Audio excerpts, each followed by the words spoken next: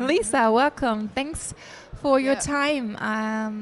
I would love to hear something about your background. Maybe you can tell us how and when you decide to become a dentist. Well, that's kind of an interesting story as to why I wanted to become a dentist. I wanted actually to be an artist. And I grew up in Brooklyn, New York. I was going to a Saturday morning art class at Pratt Institute, and I told my father that I wanted to be an artist. And he said, "Oh, you can always be an artist. You need to do something that you can support yourself." So I thought, well, dentistry is kind of like art. I think I'll be a dentist. And so at the very young age of about 10 years old, I decided that I would be a dentist, and I didn't look back. I knew right then and there that that's what I wanted to do. Going to dental school then after that was a completely different segue, but that's a different story. But I love dentistry. I really do. It was a great decision. And I'm an artist as well, so he was right. So that sounds really amazing. Right. And maybe you can tell us about your typical day in your practice. What does it look like? Well, usually chaos. A typical day in my practice is complete chaos. My schedule is never what it looks like when we have our morning huddle, ever. I'm an endodontist, so I deal with patients usually that are having emergencies or are in pain, and they get fit into my regular schedule. So we are on roller skates from the time we start till the time we finish. I also tell my staff that when I hire them that we don't stop for lunch, we just refuel. Because if we stop for lunch, we're there till 10 o'clock at night. But we kind of work straight through and just refuel as needed. Everybody takes a little break when they need it, and we work as a team to try to just get everybody in that's having a problem. So that's what we do. We treat toothaches all day, and then that will segue into why I wrote this book, because sometimes it's not just about a toothache. And that's what I learned from, learning about patients and pain and listening to them and understanding that sometimes they come to the dentist and they're having other kinds of pain. So. That sounds amazing. It sounds like a lot of passion is inside of your work, inside of the team.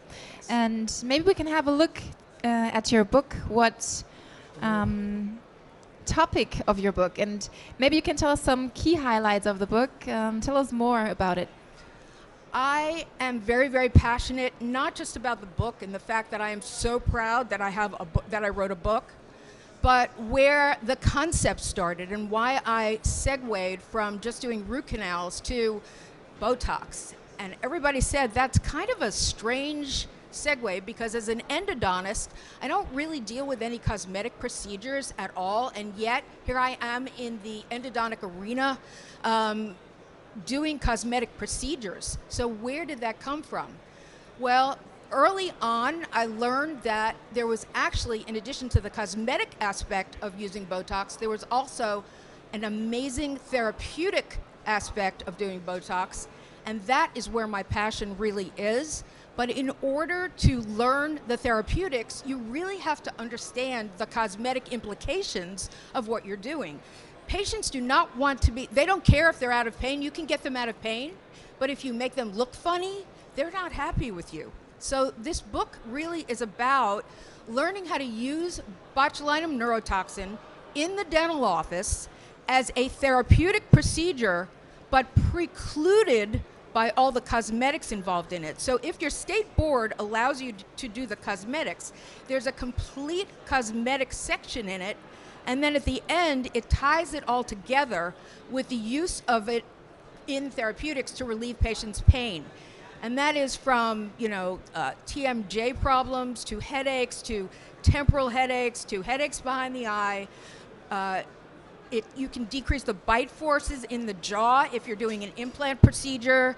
A lot of times you can use Botox to prevent orthodontic relapse in the mentalis area right here. There are so many therapeutic implications or applications. There are so many therapeutic applications to using Botox in the dental office that really it's kind of a travesty that there are such regulations by the state dental boards. And actually one of my goals is to try to get the boards to understand that they're holding us back by not letting every dentist learn how wonderful Botox can be used in the dental office. Lisa, who should read your book? Like, what is the audience you you're hoping to reach? My audience is any dentist who has a patient who has parafunction, first of all, any dentist who is just starting out, who is looking for another way to separate themselves from other practices by including these kinds of procedures in their office. Now, there's a lot of patients want Botox. It is one of the fastest growing cosmetic procedures. There's no downtime. It's totally reversible and safe. And you as a dentist have a group of people that come to you and they let you do anything to them. They trust you. If you say that you do Botox, they'll let you do Botox. They would rather have you do it. I've had friends of mine say, you give more injections in the face than anybody. I would rather have you do my Botox cosmetically than anybody I've ever been to. Plus, the way the book is, you get instructed in the book to do it, is that you're really not treating the skin for wrinkles. What you are doing is you are relaxing skeletal muscle, and it goes into great detail about what to do and what not to do. So it really is a book for beginners, but also it is a book for people that are already doing Botox that want to learn about the various therapeutics that can be done with it. And what else would you like people to know about your work as a dentist? I would say it's not just work, it's, like you said, it's art, right? Oh, that's the beauty of it. You know, it's funny because I am probably a frustrated artist on the side. And people say, well, if you're an artist, then why did you choose endodontics? For me, endodontics is art. It's internal sculpture of the root canal system. I can look at an X-ray and I can tell you if I've done that root canal or not by the shape that I create. It's kind of a signature that I have. But what I'm mostly passionate about is the fact that I get people out of pain, so I feel very, very encouraged by that on a regular basis. People come to me and they're in excruciating pain and I can relieve that for them. And if I can't figure out, if I decide that I've relieved their dental pain but there's still residual pain, I can now help them with their TMD pain, which is most of the time an overlay. I'm saving teeth, doing what I was trained to do. It's pretty amazing. So I don't worry about not being involved in the cosmetic dental world, but then I get to do the cosmetics of their face and frame their lips with a beautiful frame. This beautiful full mouth reconstruction that somebody's done, and they have these gorgeous white veneers now. And I can create a much better frame by enhancing the lips and the face and their smile, because we smile with our eyes. We don't just smile with our teeth. So I feel like I have the best of all worlds.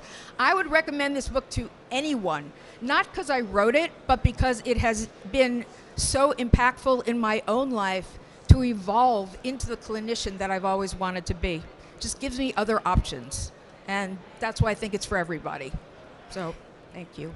You're really passionate about your work and the book, and maybe you have some advice for the students or people who are interested in a career in dentistry. Yes, a career in dentistry. Dentistry, we're here at IDS right now, and I look around and we are going from booth to booth, and the workflows and the equipment and the ability to treat people has grown exponentially since I've started. And I look at it and I think, well, being an endodontist, I'm not really all that involved in any of these things, but there's so much new out there that I keep trying to think outside the box. And now I'm thinking there's all this AI. It is so much more fluid than it used to be. It is so much easier to train a team than it used to be. So my feeling is that try it, find your niche, take a lot of continuing education, learn a lot of things, and figure out where you want to be in the profession and follow your dream. Find what brings you joy within the dental profession. And that's my advice, because there's always a niche for you, whether you're an endodontist or a pediatric dentist, or you want to be the person that I envy most, the jack of all trades, the general dentist, who can choose anything that they want to do, including this, which I would love to just share with the world. So thank you. Lisa, thank you so much for your time. Welcome. It was a pleasure talking to you. Thank you. Thanks. Thanks.